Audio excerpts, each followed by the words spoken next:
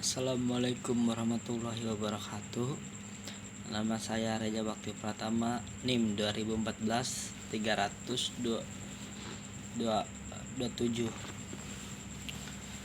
saya akan menjawab pertanyaan underwriting. Nomor 1 itu underwriting itu proses identifikasi dan seleksi calon tertanggung yang akan mengasuransikan dirinya di perusahaan asuransi. Jawaban nomor 2 itu tugas pokok underwriting itu ada 4. 1 itu mengumpulkan informasi nasabah, yang kedua melakukan verifikasi data, yang ketiga perkiraan pencairan klaim, yang keempat menyampaikan keputusan polis kepada nasabah. Jawaban nomor 3 itu prosedur underwriting itu ada 3 macam. 1 itu mengidentifikasi risiko, mengkelompokkan risiko, dan yang ketiga itu mengirimkan pengajuan calon nasabah kembali.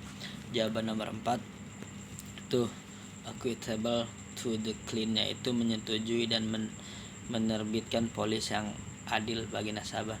Jawaban nomor 5, moral hajar itu perilaku yang tidak jujur atau karakter merusak yang ada pada individu yang memicu frekuensi dan keparahan kerugian. Jawaban nomor 4, bagaimana cara menciptakan premi yang proporsional. Jumlah premi asuransi yang harus Anda bayarkan merupakan hasil perkalian antara tarif premi asuransi dengan total harga pertanggungan. Tarif premi asuransi ditentukan oleh luas jaminan risiko yang dikehendaki, juga jenis dan sifat penggunaan harta benda yang dipertanggungan.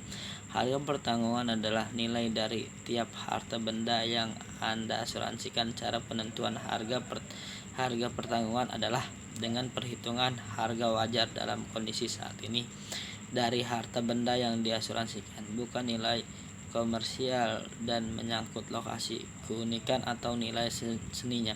Dalam asuransi properti, nilai tanah tidak diperhitungkan dalam penentuan harga pertanggungan asuransi. Jawaban nomor 3 itu prosedur yang dilakukan via underwriting. 1 itu pengajuan data dari calon nasabah. Pertama-tama, calon nasabah akan mengisi data-data yang disyaratkan oleh pihak asuransi.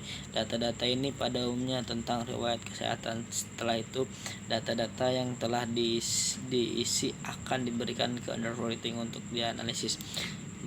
Kedua itu mengidentifikasi risiko. Underwriting akan mengidentifikasi risiko yang dimiliki oleh calon nasabah dari data-data yang telah dikumpulkan. Terdapat beberapa faktor untuk menganalisis apakah pengajuan calon nasabah diterima atau tidak. Faktor yang paling umum adalah faktor risiko medis dan faktor risiko pribadi. Contoh dari faktor risiko medis adalah riwayat medis dan postur tubuh, sedangkan contoh dari faktor risiko pribadi adalah pekerjaan, hobi, gaya hidup, serta lokasi tempat tinggal. Faktor-faktor tersebut selanjutnya akan diseleksi oleh underwriter. Yang ketiga itu mengelompokkan risiko. Setelah mengidentifikasi risiko, underwriter akan mengklarifikasikan risiko-risiko yang dimiliki oleh calon nasabah ke beberapa kategori. Terdapat 4 kategori risiko yang utama. Kategori tersebut adalah baseline risk, substandard risk, standard risk, and preferred risk. Semakin tinggi tingkat risiko yang dimiliki oleh calon nasabah, maka semakin besar premi yang harus dibayarkan. Bahkan jika risiko yang dimiliki oleh calon nasabah terlalu tinggi, ada kemungkinan perusahaan asuransi akan menolak pengajuan dari calon nasabah. Yang keempat itu mengirimkan pengajuan calon nasabah kembali. Setelah risiko calon nasabah diklarifikasikan, underwriter dapat menentukan pengajuan calon nasabah diterima atau tidak. Jika pengajuan calon nasabah diterima, maka polis akan segera diberikan ke calon nasabah. Jawaban nomor 4, reasuransi adalah persetujuan antara penanggung, ceding company, dan reasurander, di mana penanggung menyetujui untuk menyerahkan atau melimpahkan seluruh atau sebagian risiko atau suatu pertanggungan yang ditutupnya atau ditanggung kepada reasuradur, dan dengan menerima premi dari penanggung sebagaimana telah ditetapkan. Jawaban nomor 9, fungsi reasuransi. 1. Meningkatkan kapasitas penerimaan risiko perusahaan asuransi. Kedua itu menjaga stabilitas usaha suatu perusahaan asuransi dengan cara mengalihkan sebagian beban klaim saat terjadi kerugian kepada perusahaan asuransi. Yang kedua itu menciptakan percaya diri dalam menanggung suatu risiko, karena beberapa ketidakpastian dapat dihilangkan dengan mekanisme reasuransi.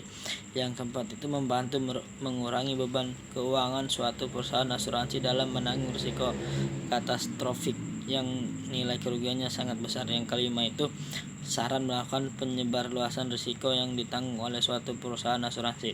Jawaban nomor 10 itu fakultatif obligatory, yaitu perjanjian reasuransi di mana perusahaan asuransi bebas menentukan apakah akan mereasuransikan risiko yang ditanggungnya atau tidak, dan jika direasuransikan maka perusahaan reasuransi wajib menerima bagian risiko yang sudah ditetapkan untuk direasuransikan kepadanya selama hal tersebut.